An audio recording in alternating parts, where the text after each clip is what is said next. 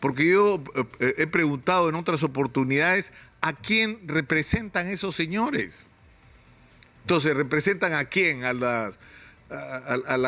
los micro y pequeños empresarios? No. A los grandes empresarios tampoco. Pero si los grandes empresarios tienen que contratar lobistas para que contraten congresistas para que voten por sus intereses. No representan a nadie. A nadie. Es un problema gravísimo, no solo de ineficiencia, de incapacidad, de inmoralidad, con excepciones, por supuesto, sino de total y absoluta falta de representatividad social. No hay un vínculo entre la sociedad peruana y los señores que se reúnen en la Plaza Bolívar.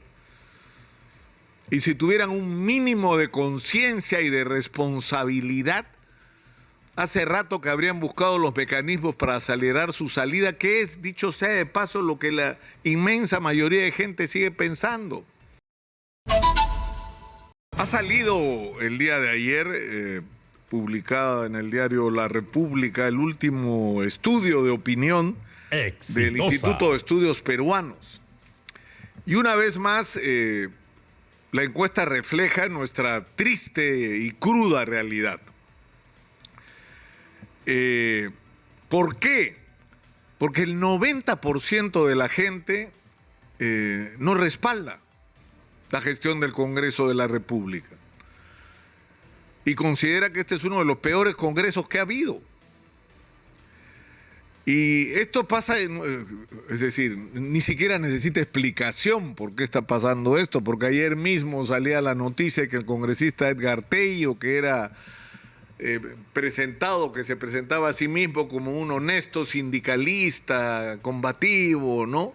Que estaba por los intereses de los más desvalidos y con la lucha, comprometido en la lucha contra la corrupción, le estaba mordiendo el sueldo a sus empleados, o estaba pidiendo que le compren un proyector, o estaba yendo a una embajada a pedir que le den una plata para ir él a presentarse como donante ante los más vulnerables. Y esto es uno de los montones de casos. Cada semana prácticamente hay un caso vergonzoso que viene del Congreso. Entonces no necesita explicación lo que está pasando con el Congreso desde el punto de vista del descrédito. Un Congreso que, como ya hemos dicho hasta el cansancio, no tiene ninguna legitimidad ante la sociedad. Porque yo he preguntado en otras oportunidades a quién representan esos señores. Entonces, ¿representan a quién? ¿A los micro y pequeños empresarios? No. A los grandes empresarios tampoco. Pero si los grandes empresarios tienen que contratar lobistas para que contraten congresistas para que voten por sus intereses. No representan a nadie. A nadie. Es un problema gravísimo, no solo de ineficiencia, de incapacidad, de inmoralidad, con excepciones, por supuesto, sino de total y absoluta falta de representatividad social. No hay un vínculo entre la sociedad peruana y los señores que se reúnen en la Plaza Bolívar. Y si tuvieran un mínimo de conciencia y de responsabilidad, hace rato que habrían buscado los mecanismos para acelerar su salida, que es, dicho sea de paso, lo que la inmensa mayoría de gente sigue pensando, que se tienen que ir todos. Y Dina Boluarte no está en una situación mejor, solo el 15% de la gente la respalda. Y esto es trágico para ella, porque no la respalda la gente que... ¿Por qué está Dina Boluarte donde está? Porque fue con Pedro Castillo. Fue la candidata a la vicepresidenta. La señora ha sido dirigente de Perú Libre. No se inscribió para ser dirigente durante años, para ser candidata. Durante años fue dirigente y activista de Perú Libre. Era uña y mugre de Vladimir Cerrón. Entonces ella llegó al cargo de vicepresidencia con el mismo voto que llevó a Pedro Castillo.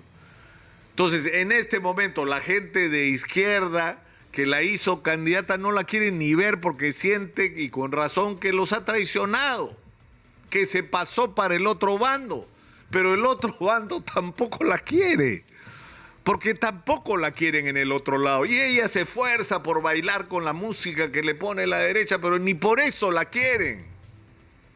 Entonces estamos en una situación donde si la gente pudiera decidir, y eso yo creo que está claro a estas alturas, Lo que debería haber en el Perú son unas elecciones adelantadas. Hay una crisis en España, hoy lo ha anunciado Miguel Ángel Rodríguez Baquey, lo que ha anunciado el presidente español, que se van a adelantar las elecciones. Hoy hay una crisis en Ecuador tan grave que la confrontación entre el Congreso y la presidencia de la República llegó a tal límite que lo que procede es un adelanto de elecciones. Bueno, pasa en todos lados, pero acá no puede pasar. Porque no se quieren ir, ni Dina Boluarte, ni Alberto Otárola, ni los congresistas que están como garrapatas, pero tenemos un problema más grave que ese. Porque yo creo que si la sociedad pudiera expresar sus sentimientos y su voluntad de una manera articulada, no duran una semana en el gobierno ni en el Congreso. Pero ¿saben cuál es el gran problema? Que la pregunta que creo nos hacemos todos es ¿y después qué? Adelantamos las elecciones, se va Dina Boluarte y ¿a quién ponemos en Palacio de Gobierno? Y a lo que nos enfrenta esa pregunta es a una respuesta tremenda. No tenemos alternativas. No se ha podido construir en estos dramáticos años tan difíciles que hemos vivido, pero digamos, tan importantes en términos de bonanza y de crecimiento económico. No hemos podido construir una clase dirigente en el sentido profundo de la palabra. Es decir, no hay en el Perú una corriente consistente que agrupe a gente que tiene una idea clara de dónde hay que llevar al Perú, de cuáles son las cosas extraordinarias que en este país maravilloso se pueden hacer, en minería, en agricultura, en turismo, en pesca, en infraestructura, en servicios, en educación, en desarrollo de nuevas tecnologías, en un aprovechamiento sostenible de la Amazonía. O sea, otros países no tienen nada, algunos tienen una cosa de la que se sostienen para vivir. Nosotros tenemos 10 y no hemos logrado generar una clase dirigente con ideas sobre cómo conducir los destinos del país hacia ese destino, hacia ese objetivo, para ser más precisos. No la tenemos. No hay. Está disperso, las respuestas son parciales. Hay gente que tiene propuestas sobre qué hacer en la minería, qué hacer en la agricultura, qué hacer con la infraestructura, qué hacer con la educación, cómo modernizar la salud pública, pero todas son ideas dispersas, no es parte de un gran proyecto.